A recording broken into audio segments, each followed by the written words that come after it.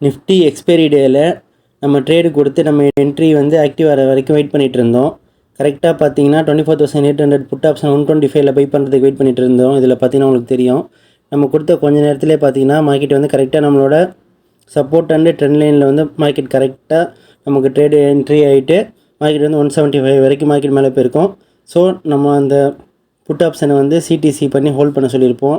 Stop loss மட்டும் trial பண்ணிவிட்டு அதுக்கு நடுவில் பார்த்தீங்கன்னா 24,650ல் வந்து 30ல் பை என்ட்ரியும் கொடுத்துருப்போம் புட் ஆப்ஷனில். அதுக்கும் 70 வரைக்கும் டார்கெட் கொடுத்துருப்போம். நம்ம சொன்ன கொஞ்ச நேரத்தில் பார்த்தீங்கன்னா 200+ மார்க்கெட் போயிட்டுருக்கோம். இங்கே பதில் தெரியும் உங்களுக்கு. 215 வரைக்குமே மார்க்கெட் வந்து நல்லா அப் ட்ரெண்டில் தான் போயிட்டு இருந்தது புட் ஆப்ஷனு. கொஞ்ச நேரத்துலேயே பார்த்தீங்கன்னா நமக்கு வந்து நம்மளோட டார்கெட்டையும் ஹிட் பண்ணிவிட்டு மார்க்கெட் வந்து புட் ஆப்ஷன் வந்து எக்ஸிட் பண்ண சொல்லியிருப்போம். இதில் வந்து டார்கெட் புக் பண்ண சொல்லியிருப்போம். 30ல் என்ட்ரி ஆன ட்ரேடு அது 90 வரைக்குமே மார்க்கெட் மேலே போயிருக்கும்.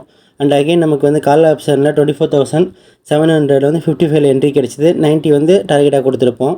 நம்ம என்ட்ரி எடுத்த ஃபியூ மினிட்ஸ்லேயே பார்த்தீங்கன்னா கரெக்டாக இங்கே ஆக்டிவ் ஆகிருக்கும். 90லே நம்ம எக்ஸிட் பண்ணியிருப்போம். நம்மளோட இந்த டார்கெட்டும் ஹிட் ஆகிருக்கும். நேர்மை, நீதி, நியாயம் ஜெயிச்சது.